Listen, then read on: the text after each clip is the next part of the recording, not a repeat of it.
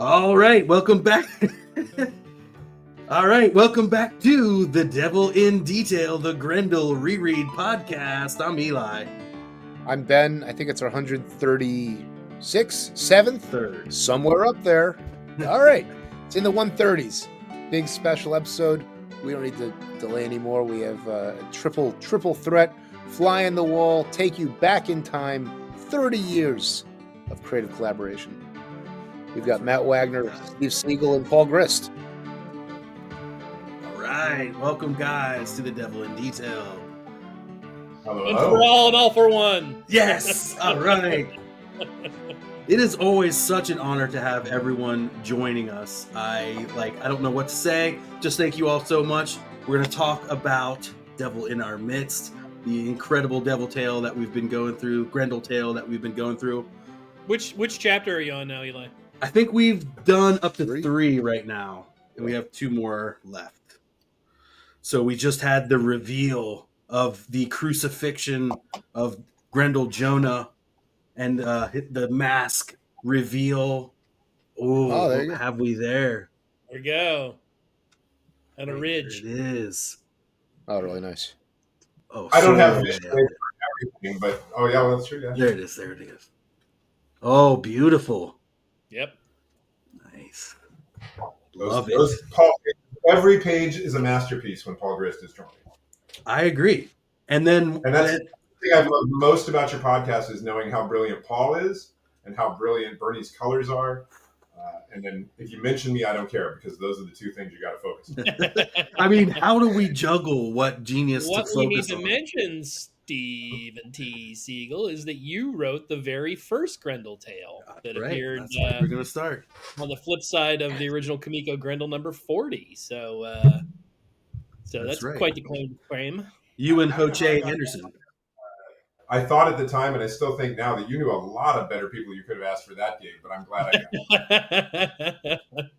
How did that first communication happen, Steve? How did you hear from Matt? I think Matt has this habit of just calling out of the blue and being like, "Hey, it's Matt Wagner. Listen, you're going to do the first Grendel tales. Good. It's like an organized crime family job offer where you can't refuse because he's already hung up."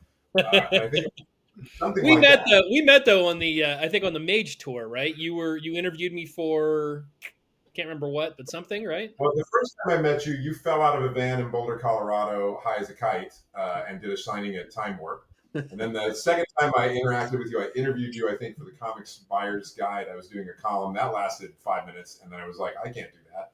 But you were kind enough to do that. You, Sarah Byam, Tim Sale, and one other person. I was like, this is too much work. And then the third time, I think I had the Amazon out, and you, I think, liked that and thought maybe a Grendel tale. Did this? I'm always confused about dates. Did this come previous to our Mystery Theater collaboration? Oh, quite a ways. Quite a way. Yeah. Okay. Interesting. Yeah. And Mystery Theater, Matt's like, co-write with me, and I said no. And he's like, come up for lunch in Portland, and I did. And minutes later, we were working together for the rest of our lives on that.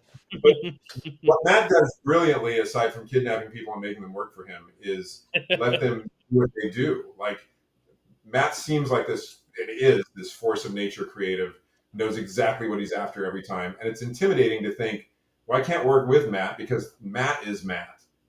Matt takes up all the air in the room. And it's the opposite. Matt pumps in air to the room and lets me do what I do, lets Paul do what Paul does, let Bernie do what Bernie does. Because he's an artist, first and foremost, and a writer on top of that. And he knows how to go, here's what I want, and then get out of the way. And I think that's why I really enjoyed both of my Grendel tale experiences, because I thought they would be really controlled, and they were the opposite.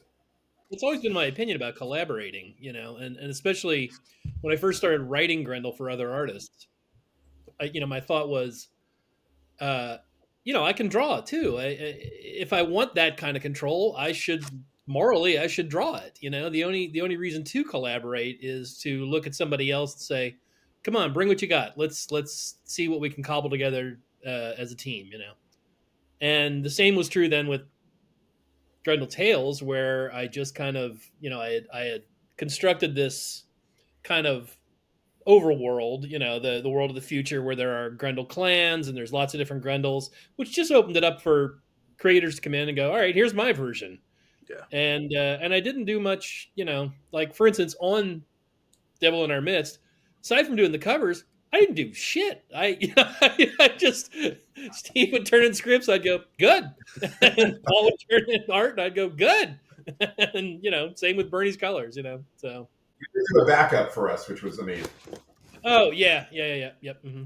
Oh, I forgot about that. Which became Devil Quest, yeah. Oh, right. My question is, with Diana editing all the Tales stuff, Matt, in putting air into the room, is that like akin to like an executive producer scenario, or is it more? It seems like there might be more of a camaraderie bit going on. I'd really like to understand what your role is there. Executive producers don't do shit, as we all know. Yeah. But I don't know. I'm mainly just a cheerleader, I guess, in that regard, which I guess executive producers are too.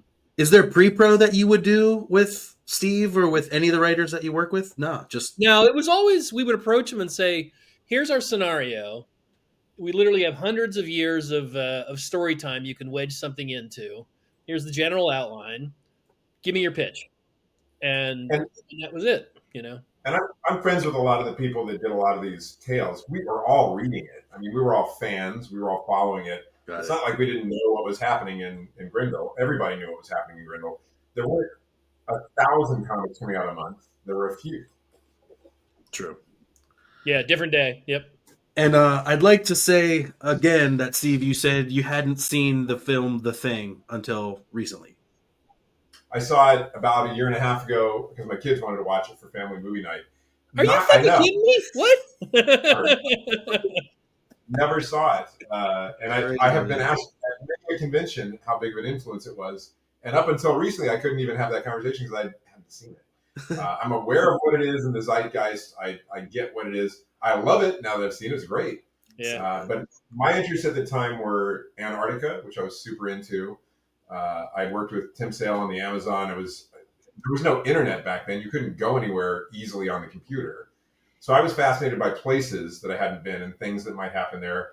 There was a lot going on with the treaties governing that place and toxic waste dumping there. I saw in the episode you guys just did, you were like, is that really true that there are barrels down there? And there were photos of barrels in a National Geographic I had. And I was like, that sucks. Let's talk about that. Interesting. So it was more born out of that. And I love giant monsters. So, of course, that'd be a giant monster. Yeah. And I wanted to see Paul draw a giant monster because that would be cool. And so I'm forgetting. I'm pretty sure that I approached you, Steve. Steve, did you then approach Paul? Were you responsible for Paul coming on board? I lived in Colorado and I knew exactly no one. And there was, again, no internet. It was not easy to meet people. I think by the time this one showed up, I knew James Robinson. I was living in California. But I didn't have a vast connection. I loved what Paul was doing. I had St. Swithin's Day and some of his British stuff. I knew who he was, and I was floored because you suggested him. And I was like, absolutely. Yeah. Yep. Paul, what's your memory of that initial? Well, what's your memory? How did you come on board? Do you remember who contacted you first? It was James Robinson was the person I think who contacted me first. Yeah. Because I kind of knew him slightly because of sort of his work in the UK. And then obviously he'd left the UK to go off and be a famous American comic book writer. And he kind of kept in touch and he kind of said he was working on these, on some Grendel comics and said, so I thought he was going to ask me to draw one. And then he said, so I'm not doing anything for you, but I've got a friend called Steve, and he wants to do something with you. So I said, oh yeah, okay. Bernie had been on the book uninterrupted for years. This is his third to last project, something like that. Something like that, yeah. Mm-hmm. Uh-huh. Matt, you always talk about how pairing a colorist with an artist, you want to sort of have this anticipate color it the way the artist would have done it. It really, really feels like it really worked well. Yeah, fit. It really worked well with Paul's stuff. For everybody, Paul is hours away, both time and space. So that is our lag. It's 3 a.m. or 2 a.m. where he is, and a continent away. It seems like Paul's very like economic cartooning fit Bernie's sensibilities very much quite so. well. Very much so. Yeah. Yep. Yeah, we're like mystified too by, again, his, like you said, simple art, and then the way Bernie highlights even just the smallest details. It's glorious to see. We kind of marvel at it. Paul is a master storyteller. Like, the things he does with form deserve like a museum treatment analysis and a college class about it. So that idea that there is so much told visually through what Paul is doing design wise, and then Bernie, as you guys have been pointing out on the podcast, he's not competing with that. He's underlining the cool things that Paul is doing, breaking panels, breaking time, overlapping time. But yes, I agree. Paul's approach really meshed with Bernie's approach very, very cleanly. Steve, did you end up writing to that style as well then as it kind of progressed? Or what type of lag was there in when you would see the art? Yeah, did you do full script for this, Steve? Was it panel breakdowns and everything? I did full script, but I was a minimalist back then, and I'm trying to become one again. I had these scripts, but they have now burned to the ground, so I couldn't look at them for the podcast. But my recollection is that it was very minimal, like a sentence of "here's what's happening" and the dialogue, and that's it. And that, again, with somebody like Paul, and we worked with Guy Davis on Salmon Mystery Theater. When you're working with a storyteller who knows what they're doing, you don't need or want to give them a whole lot more than that, because they're going to bring it, and then you can go back and adjust the script and the dialogue to what they brought. And that's, I believe, what we did, but Paul can correct me if it was a nightmare of overwritten garbage. The scripts would come through, and then I'd draw them, really. And it's sort of, they're very kind of, I had a great deal of freedom with them. If you zoom in on this one, for example, the way that Paul's got a very delicate kind of hand lettering in the balloons and in the captions, so that when he makes something huge, where Grendel's about to be branded in the face with the Grendel mask, the no and the no don't, like, it becomes huge, both emotionally and visually. And then you've got the searing S, the sound effect, and the no, is bigger than the sound of the branding. Like, it tells you how much this guy is screaming and what pain he's in. And then that posture in the last panel where he's just destroyed by all this. The lettering is as dramatic as the art, and the art's really dramatic. And that's it actually becomes sound. Yep.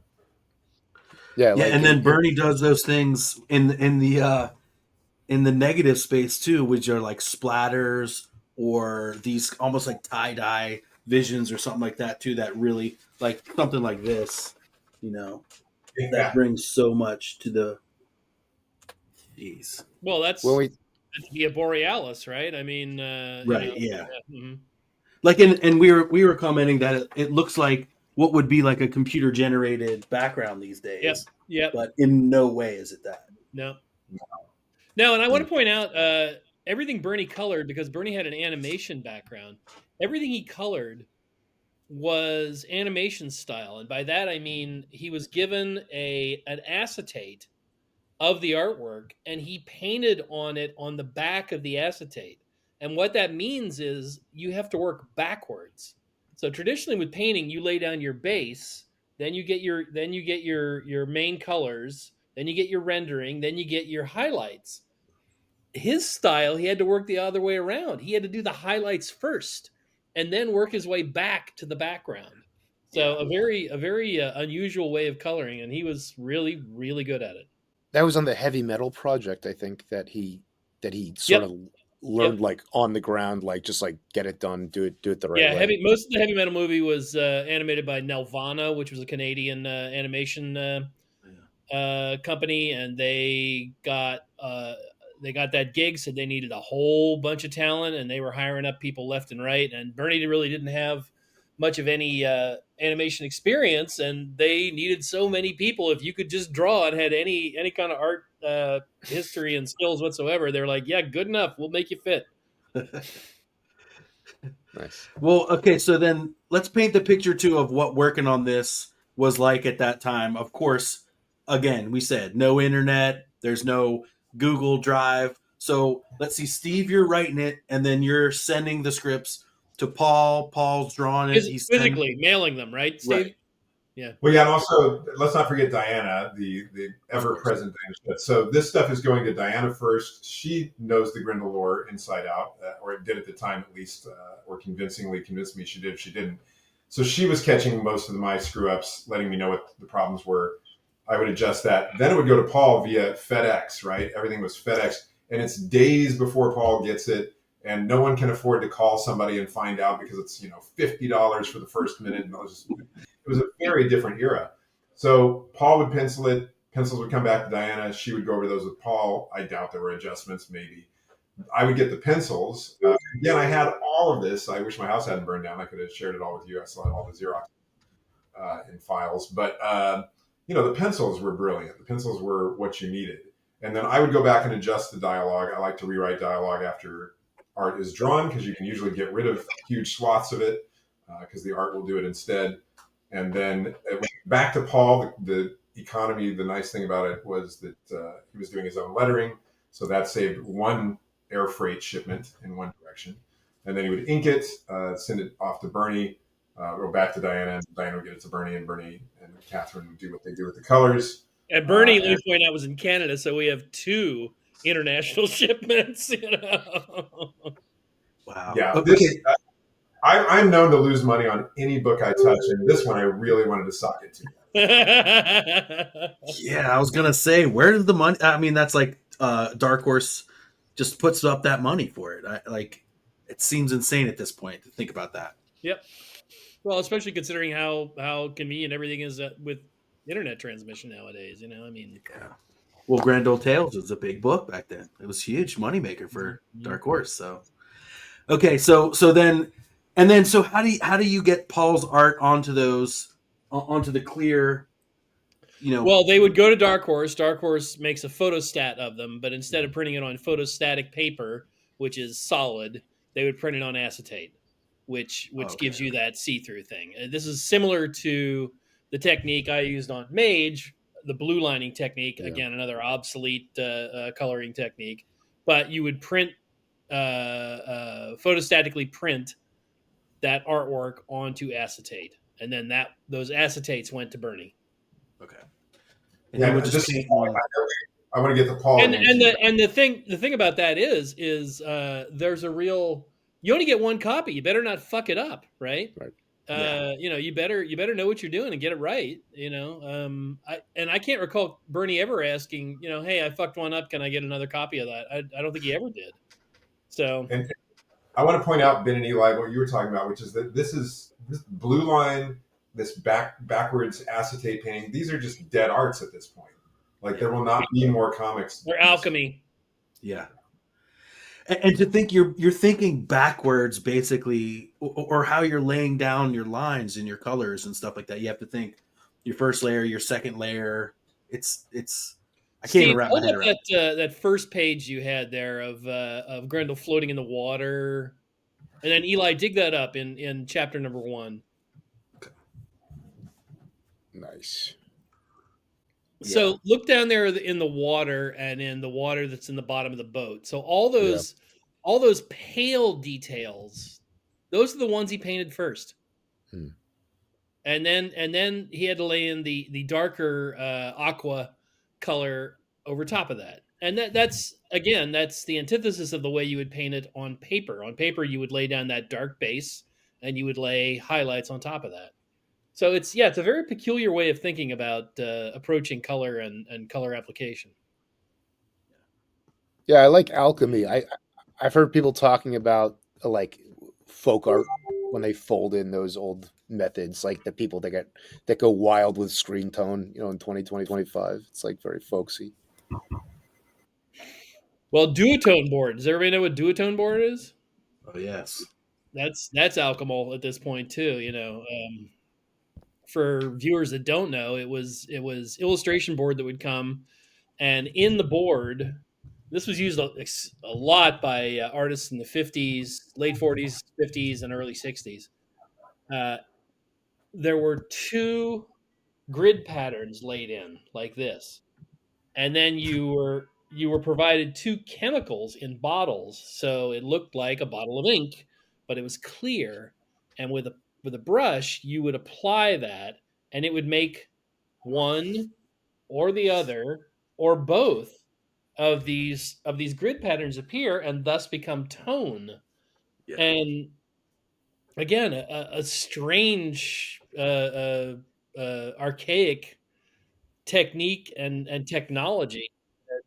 It still looks fantastic today. So You know, good. when you see originals, like you're just immediately struck by the skill of people who were able to work with this process Absolutely. eloquently and facilely. Was there Fastly. a pebbled variety or of something that would? I bet there was. Yes, yeah, there was a stippled. I think, if I'm not mistaken, I think Chaikin favored that one. Shaking like that one, I think Jose Luis.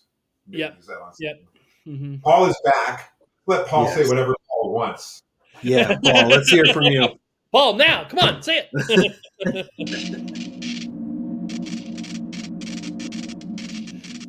This seems maybe an opportune moment to talk about how I addressed and rendered the cover art for this. Yes. Because we've been talking about the strong and clean simplicity of Paul's art, and not in every instance, but my art can veer in that direction as well. And when we decided that I was going to do the covers, I thought, well, I need something to force me to mix it up a bit. I don't want it to look like I'm just aping Paul or trying to do Paul 0.20, or I needed something that was going to force my hand into capturing that simplicity, but providing some other textural reality that would just change it all. And so what I finally locked onto was I elected to do those covers extremely, extremely small. In fact, every one of those covers, yep, Oh wow, was that big. that's like a fourth, yeah, of a paper, normal Yeah, piece of it's paper. about the size of a trading card, and this is even with trim. Like it was. I remember when I took these in the first time. Diana's like, "What?" I was like, "Trust You me, it's called me gonna on work the out." phone and said, "You called me and said I'm going to do the covers the size of a postage stamp and blow them up." I think I said trading card, but not. You said But yeah, postage stamp. it really And that was worked. right. I by the necessity of that size, I had to render them very, very simply, and yet Yeah. blowing them up accentuated the texture of the paper, the texture of the paint, the texture of everything to a nano degree. And I had a lot of fun working on those. I thought those really worked out well. Yeah, Yeah, and the way, yeah, it just looks like something completely different, and like, just being like, here, I'm gonna bring this one up. Like, you can see the I don't know how to say it, like the texture The that you would texture, get yeah, on the the paper. textures. If you look at in the textures there in the snow, that's just kind of some dry brush. The texture in his hand, that's just colored. The hand that's reaching up towards you, I mean, that's just Yeah, colored pencil on colored paper. was Uh, black the color of the paper, or was it no, the gray? paper was that gray that's underneath the rocks there. The black was ink that I laid on. And for instance, that red borderline we see separating that hand that's reaching towards us. Again, on the original, that's not very big. That's a very thin line, but blown up that big, it really pops, and it really has an evocative kind of flavor. That again, I was very, very happy with that experiment. There Yeah. again, you can see This one was the so way simple. I applied that colored. That's just a white colored pencil surrounding the headlamp there that Grendel is wearing, and we get to see how it lays on that rough textured paper in every aspect of its texture. You know, Is this the first time you worked on like this kind of paper? Because it's something we see you do a lot now. That's like it looks first time I so did it great. for I think publication. Yeah. Yeah. Yep. Mhm. Nice. At this point, I think it was my standard convention sketch style. I would do convention sketches like this, you know, on a toned colored paper, which is something I stole from Mobius at an early San Diego con. I watched him drawing on a piece of brown paper and then just adding a few.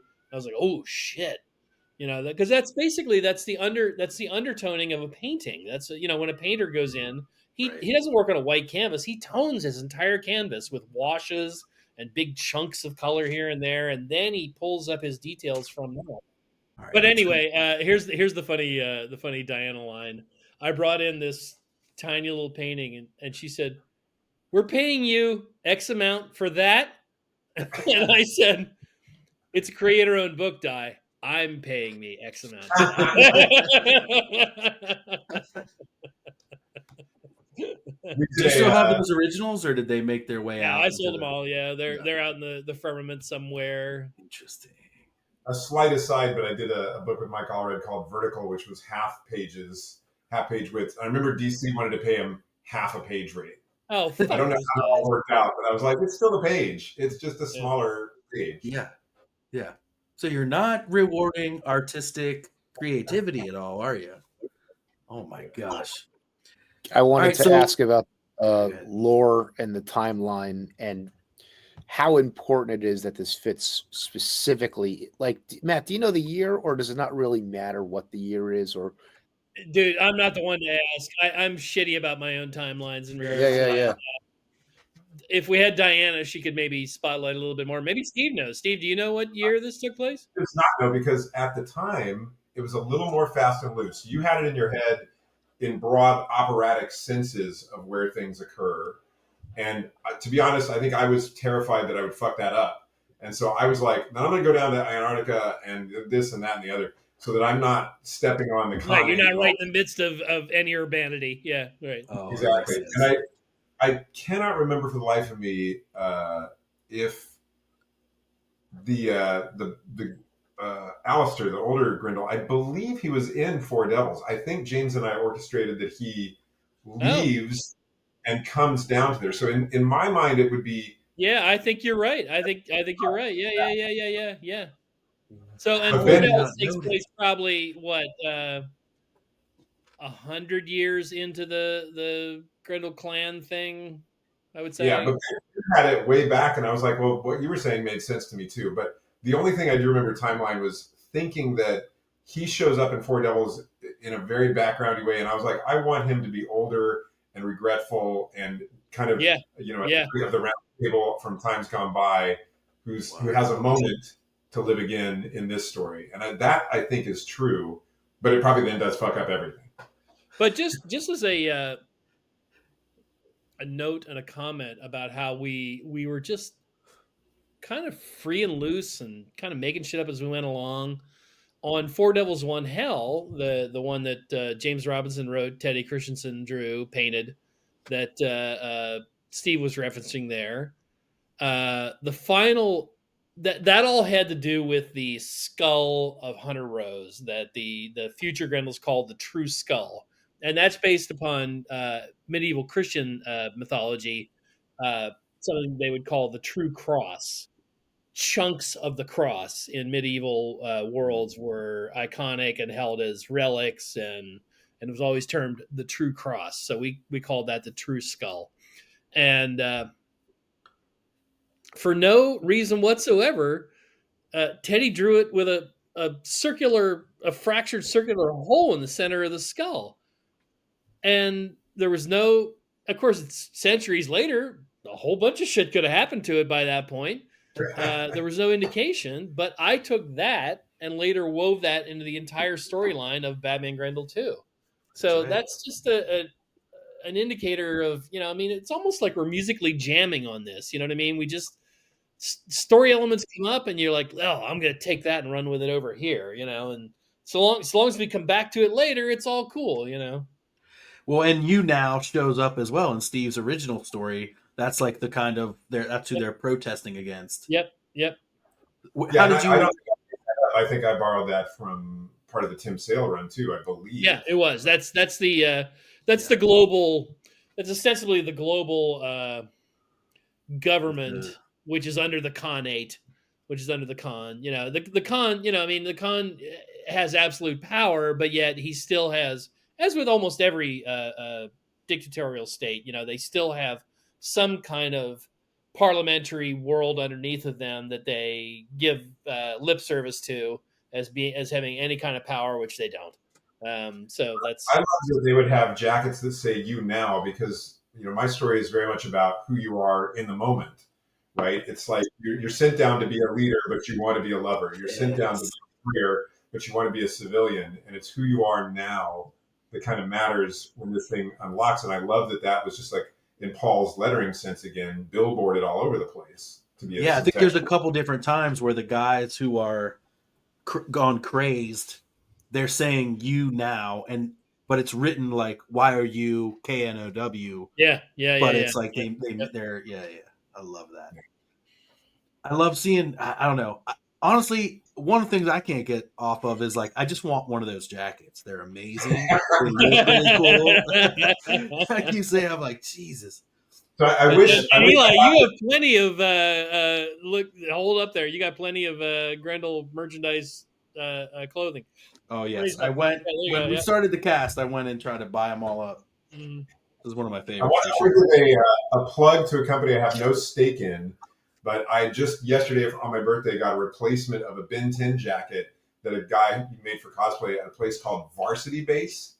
And they do custom like school Letterman jackets. You can make a "You Now" jacket with embroidered letters on the back. God, yes. They're amazing. This is a good time to plug the fact that for people who don't know it, Steve is one of the co-creators of Ben 10, an incredibly popular show. Yep. Yeah. And for more about that, you can go to manofaction.tv. There you go. Boy, with a touch of a button, Eli, you are on it, man. Oh, yeah. I had to build and hey, Matt Wagner Comics.art if you need it as well. Yep. There you go. I don't have one for you, Ben. I'm sorry, bud. Such a great idea that, like all things I do, I was copying Matt, and I had warehoused all my past inventory in my garage, and now I'm having a fire sale because it all caught on fire. So goodbye, my store. Sorry, dude. It's good. Now I don't have to do it. Yeah. Awesome.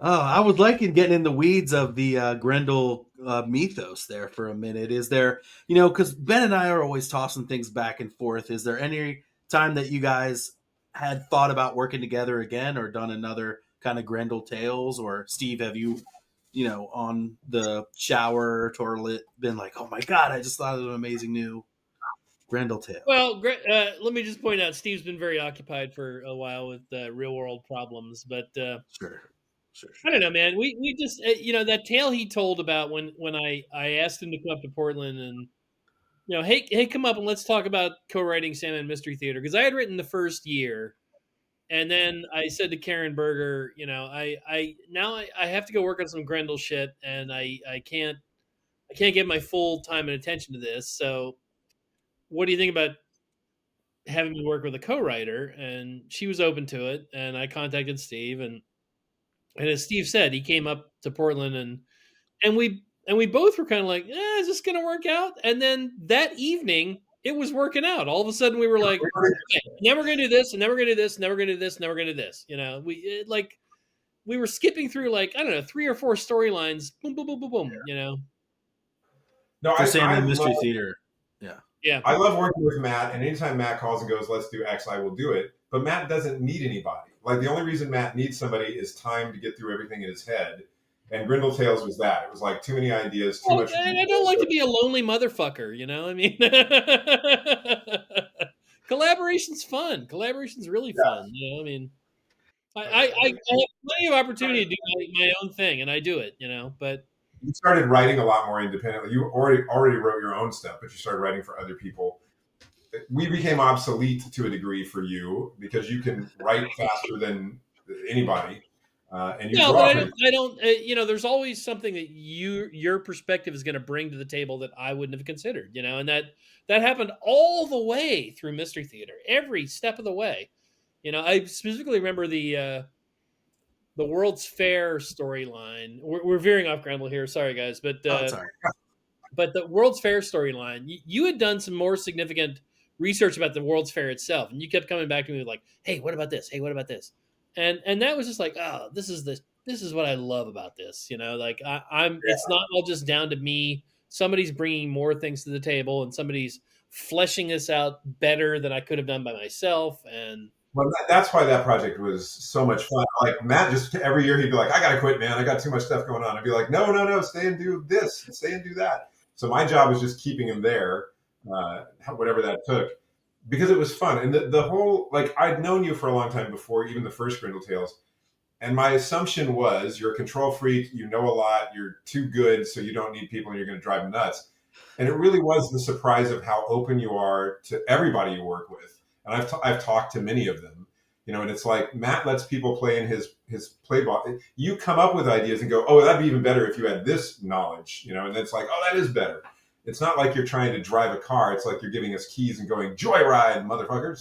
Which I gotta say, I think is kind of weird because I'm an only child. You'd think the only child would be like the control freak asshole. And it's more like, no, come on, I got a sandbox. Let's come play in my sandbox. You know? Yeah. It can go one way or the other, and when it goes the other way. Sure. Yeah. That's. I mean, but I don't know.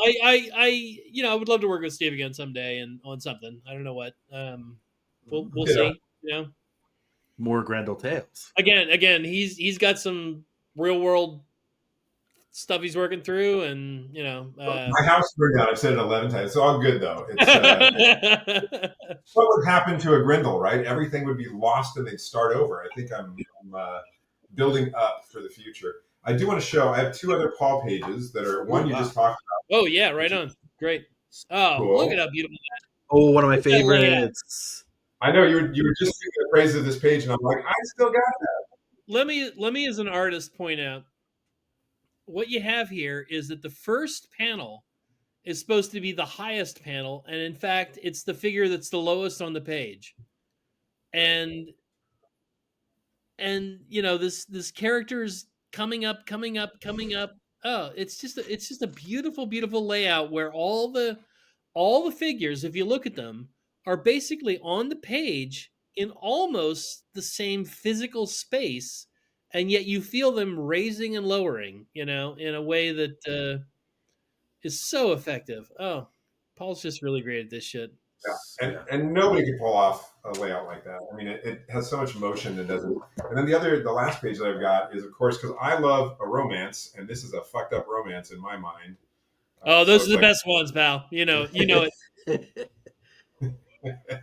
Oh my God! Ooh, we haven't got to that, I think, yet. No. Spoiler: they kiss. 30-year-old comic. It's not a great kiss. There's so many of those. You know, just to hop back real quickly. Sorry, Eli, you can pop onto that in a second. Pop back to that panel you just showed there, that last page or whatever page that was. Anyway, my point is that just glancing at that, it was like, there again, it's, you know, it's and with a little bit of proud papa-ism, I will say, I think my son Brandon's really good at this. You want the colorist to color stuff and looks like that's the way the artist would have colored it themselves if they had the time and inclination. And that certainly is the way I think Paul would have colored that. You know, I mean, 100%. Beautiful. It's you know, those tiny little details about the look at the slightly darker flesh tones on the side of his ribs, on his collarbone, underneath the chin on the mask. You know, Those are tiny little details. The bottom of his foot. The Those foot. Yeah. tiny little details. That super pale blue that is the shadow of the ground that he's laying on. Just a beautiful, beautiful, beautiful application of color to accentuate what Paul had done in his art. Yeah, and we're doing so much with crucifixions and stigmatas, and just the way that he has just the tiny little bits of blood on the palms, and very, very nicely done. Yeah, this is another one I thought too. I mean, again, I keep calling Bernie like a sculptor in this. The way that he's bringing out these details in Paul's work, like and truly Bernie giving. didn't work in. Well, Bernie did work in some fine detail, but it was usually kind of some stone to just rendering. You know what I mean? Like he always did the big stuff first. What you're talking about there, the sculpting first, and then he'd get in just like here and there on the background and edges. It's funny too, on the back of this piece that I have, he actually drew in these little antennae, like that you can't see on this character. Yeah, so because they're behind the art. Yeah. So it was like just something to make you guys laugh, or to make him laugh, or Catherine laugh. Yeah. So funny. Yeah. Just really interesting to see that stuff. It's I don't know. This is such a fun book. And like you said it apart from everything, but that gives it this kind of frantic energy. I don't know, that I think it's been so much fun to go back through and read. Matt, do you ever read the stuff, or when were you I do kind of sparingly, because I don't know. Yeah.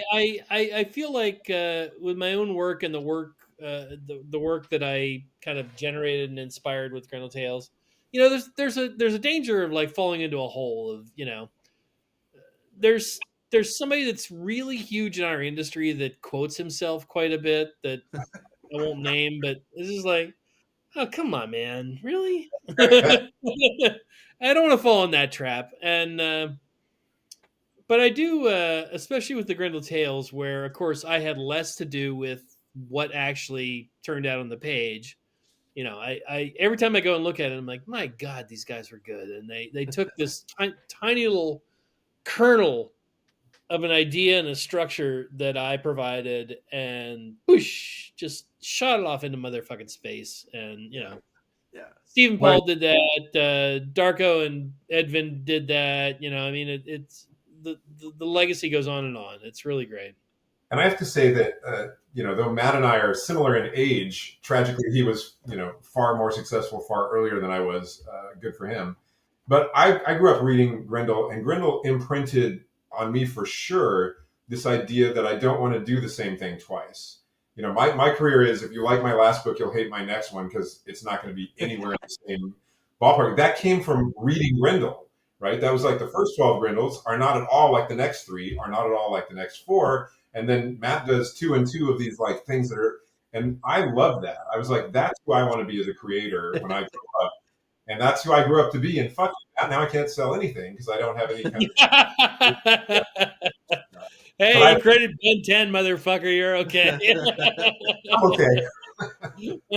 I mean, that's what's made it so great for Ben and I, especially covering it the way we do, is that it's something new every 6 to 7 or 10. It's just so many different things, and such a huge world to think in and to talk about. And we always joke about the incubation years. There's time where Christine Spar is the MCU kind of thing in this world, and so there's so much time and space to work with and to think about and to get into with this world you created, Matt, and to open it up to so many other people. We constantly read. I guess I have to attribute that to my art school background, but it was also just, I just grew up reading so much stuff, and none of it was ever my absolute favorite. I like this, I like that, I like this, I like that, I like this, I like that, Yeah. And it was like, well, why can't then I play with all of that, And when I will say, when Kimiko approached me with we want to make Grendel a monthly series, I definitely didn't realize the vast canvas and opportunity they provided me. They didn't either. They just wanted me to do the same shit over and over. They would have been happy if I just did the same shit, like Christine Spar, or at that point it was gonna be Hunter Rose just fighting nonstop. Yeah. Yeah. I will say the same is true of Mage. The fact that Mage took me so fucking long to complete was a strength, not a weakness. It was, probably a business weakness, a marketing weakness, but not a creative weakness. It needed to take that long to provide me that distance from my life and the stories I was going to tell. And come on, that's in the end, that's the only shit that matters. You will find your market somehow. Your market will find you. I teach a world building class. Farming your market just seems boring to me. But anyway, sorry, Steve. Go ahead. I was teaching a world building class at University of Colorado, and I literally today was talking about the idea that you can build a world from a molecule up, or you can build a world from a universe down to a molecule. And this is that. Like Grendel, some of these Grendel stories are incredibly expansive and take place over thousands of years, over like 10 issues. And some of them are an afternoon over 7 issues, and they're always about the right things thematically. Grendel's always on point thematically, but it's such a great slider of how much scale am I going to cover or not. And you would just come off of time doesn't matter. Time is bullshit. But also scope, right? So when you asked me to do this, I was still reading the Tim Sale one, and it had so much vastness that I was like, I want to be in a room for 5 issues, and it supports all of that. Time is bullshit is my new bumper sticker. Feel like does speculative fiction feel like a good label? Yeah, because again, you obviously can't nail Grendel in any kind of genre. Is it science fiction? Is it horror? Is it superhero? Is it adventure? Is it mystery? Is it noir? It's Jesus. It's all that stuff. And I put it in a blender and puree it, and you got Grendel. Yeah, I mean, I definitely wanted to do a romance and a big monster story and a travelogue, and it's all of that. Yeah. I mean, that's what... ready, my friend. Oh my God. That's your third act or whatever act you're in, Matt. It's just reconnecting with everyone. Yes. After Kelly Jones oh my gosh.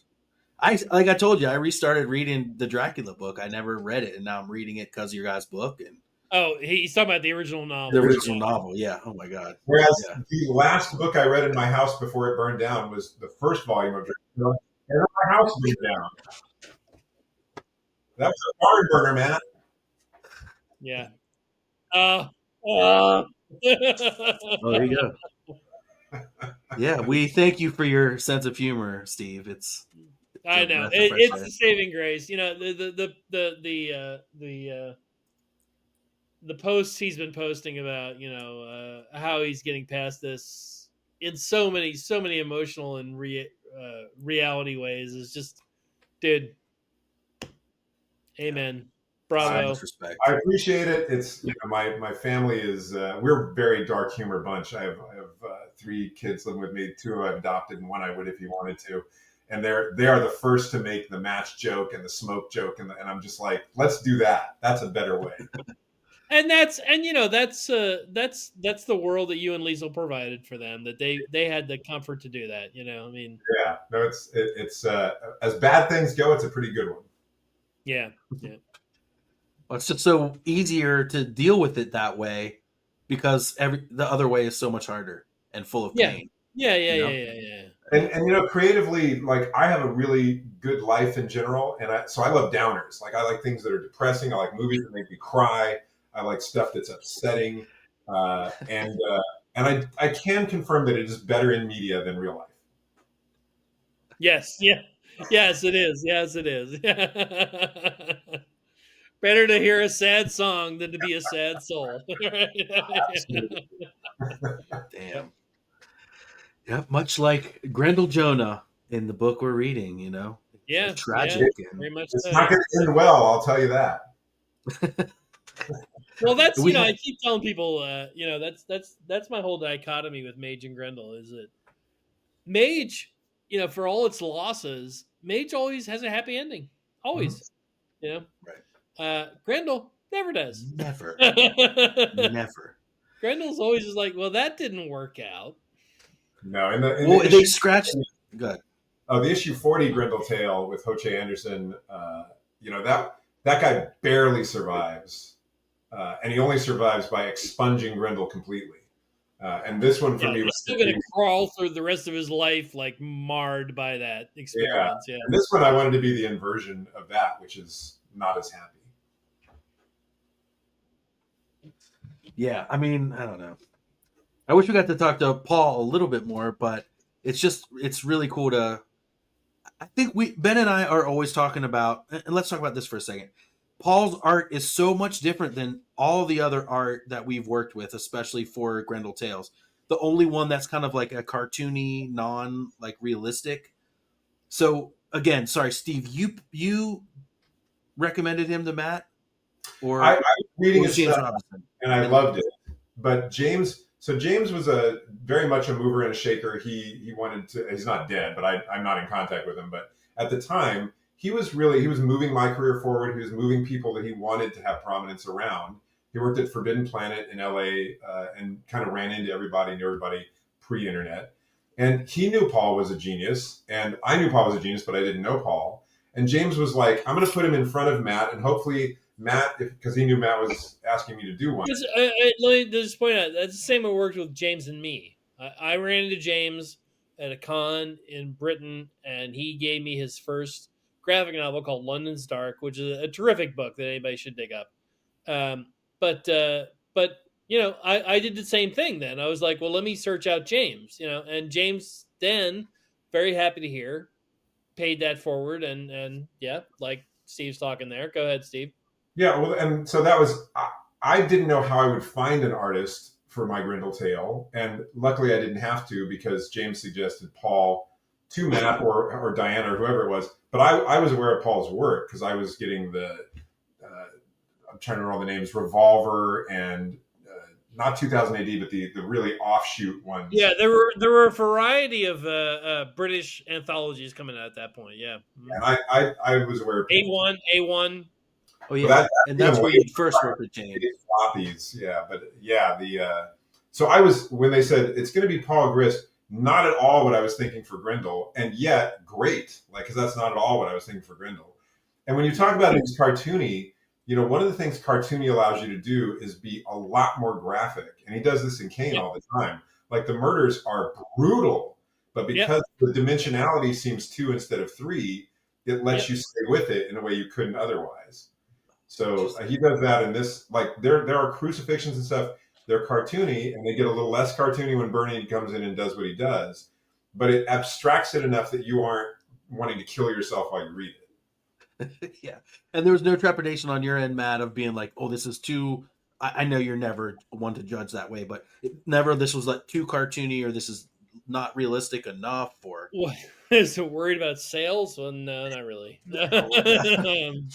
Or like this doesn't fit. I'm always just my whole first thing is trying to achieve some narrative resonance, something that's gonna last, something that's gonna people are gonna remember this. Yeah. Whether that equates to sales right now based on this shitty fucked up marketplace, which is, I've been saying this is a shitty fucked up marketplace since I got into it, so there's no like, now's the shitty fucked up marketplace or now's the shitty fucked up marketplace. It's all, comics are all a shitty fucked up marketplace. Yeah. And Matt is as our rock everything, music, as our movies, as our all of them. It's anything that is worthwhile and pertinent and resonant and portrays a narrative reality. And Matt is always putting it's not going to be dependable. It's not going to be dependable. So, hey, sorry, Steve, go ahead. Matt is always putting somebody cool in front of you. Like, even people he doesn't hire, he's like, "Have you seen this shit? Oh, look at this. This shit is good." And it's always some artist you've never heard of, and then you're like, can't wait to find everything they've ever done. And he did, when he had jobs for those people, he gave them jobs. When he doesn't, he's still putting it in front of you and going, you should see this. And that's let why. me add a little footnote to that. Now, Steve, you're gonna love this. Now, it's my son that does that for me. My son Brennan brings stuff to me all the time. That's just like, have you seen this? Have you seen this? Have you seen this? Like, oh no, I didn't. No, I didn't. Because I'm fucking old. I don't know. You still do that for us, man. I'm reading a book that you told me about right now. What is? Ah, shit. It's they're searching for witches. Bunny. So, shit. Oh, Red Rabbit. Red Rabbit, yeah. Oh, Red Rabbit's awesome. So good. Yeah. In fact, Brennan just finished the sequel today. Rose. Oh, so it was from. Steve, do you know about this? I don't. Do you think I have time to read a book right now? What? So do you think I have time to read a book right now? Oh, but you will. You will. I'll just send it to you. I'll just send it to you in a text. All right. You'll remember it when you. I think you're like me. When you see things in print, you remember them. Yes. So. Oh man. Well, thank you guys so much. I think unless there's anything else you guys want to say, we can get into our the pimping section of the podcast. Oh, I was just saying we should get into the promo section of the podcast. Yes, let's do that. Yeah. I thought you were going to sign me up. All right. The only thing I was going to say is I have a bunch of Grendel merch things that are coming on the market, and Eli and Ben have very happily agreed to showcase them here this evening for the end of this podcast. Absolutely. And where shall we begin? Oh, are you doing those now? Do them. Wait. Let's hear what Steve has to say to close out. Oh, I think I have to talk to Matt about Kickstarter. I think I'm going to do a Kickstarter for the new Teddy book, Mercury. Oh, gimme. This is oh my God. Motherfucker, gimme. Exclusive?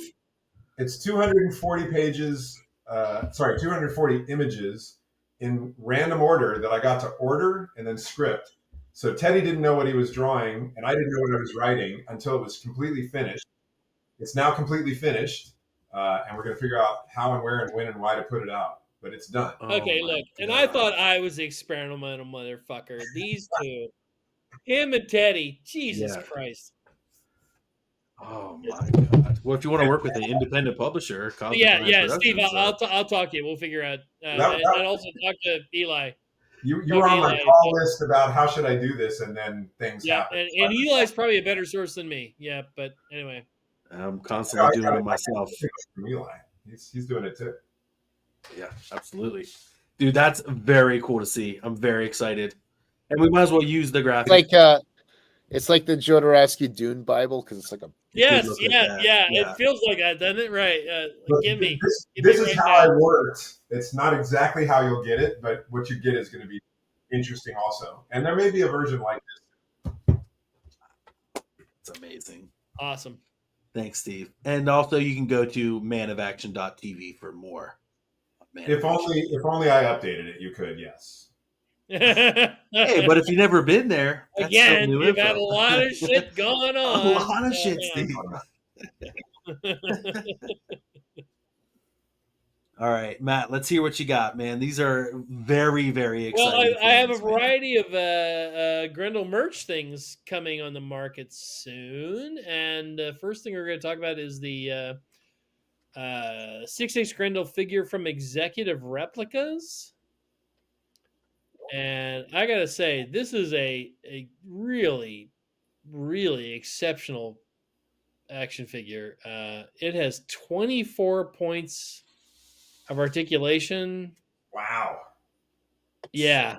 And it comes with a bunch of different hands, like way more hands than you would expect. So you can really make it do all kinds of things. It comes with a masked and an unmasked face. This is going to be a deep dive, but I want to just don't show my face. Keep that graphic up there. But I just want you to know, in the world of like big franchise shit, you get paid for a toy if it has 6 points of articulation or more. That's considered a lot. And you got 24. Yeah, 24. These guys, executive replicas, that's their thing. They want to make these like incredibly what's the word I'm looking for? Facile and posable figures, and boy, really, really great. I think the Eli has the link to pre-order it right there on the page, but I think it's going to be down in the description as well.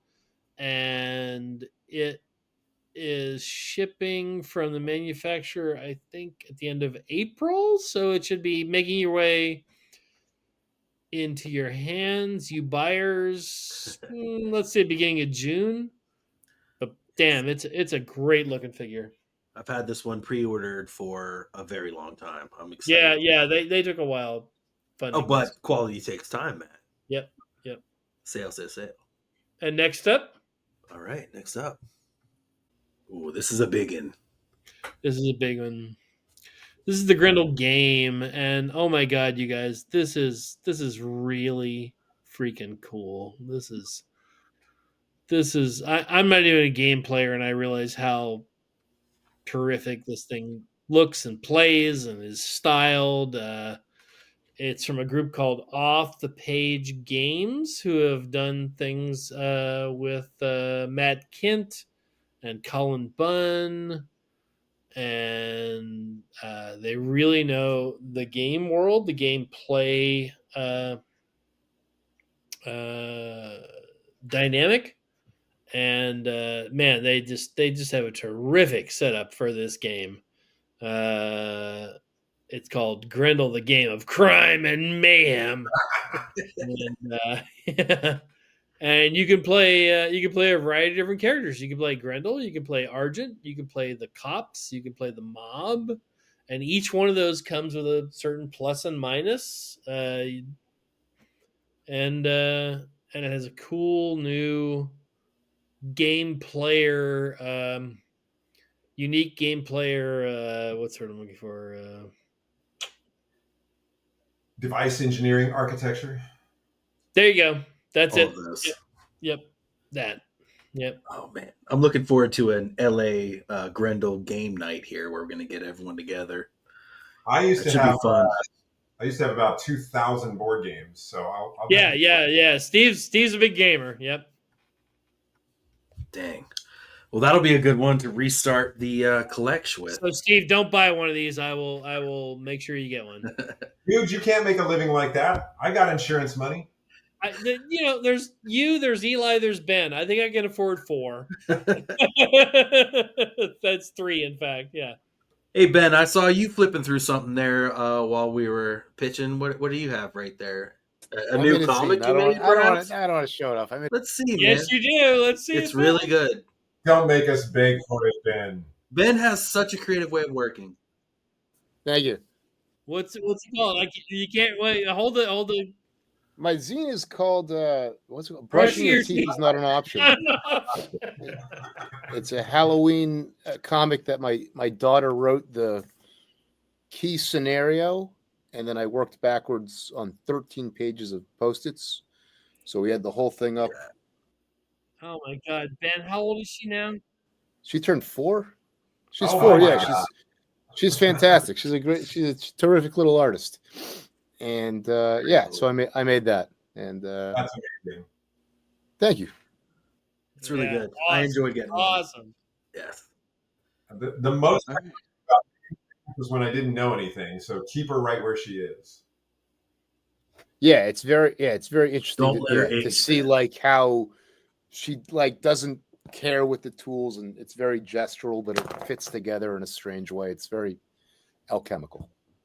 Nice. Steve, and if you didn't know, Ben is also a teacher. I think that's the word of the evening, right?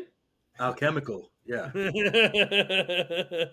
He could be an oil baron. Al Chemical could be a villain for the next. Yeah, there Sounds you like a Chester Gould villain. go. All right, guys. Thank you so much for joining us. Shout out to Paul, who we had for a little while. We're going to have a second kind of follow up with Paul.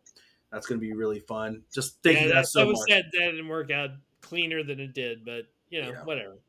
And thank you It was guys interesting. doing this show. I mean, I'm learning things about Grendel I never knew. You guys are the real deal. Like if it turns into an actual movement, which let's face it, L. Ron Hubbard, stuff can happen. I don't want that. You don't want that, Matt?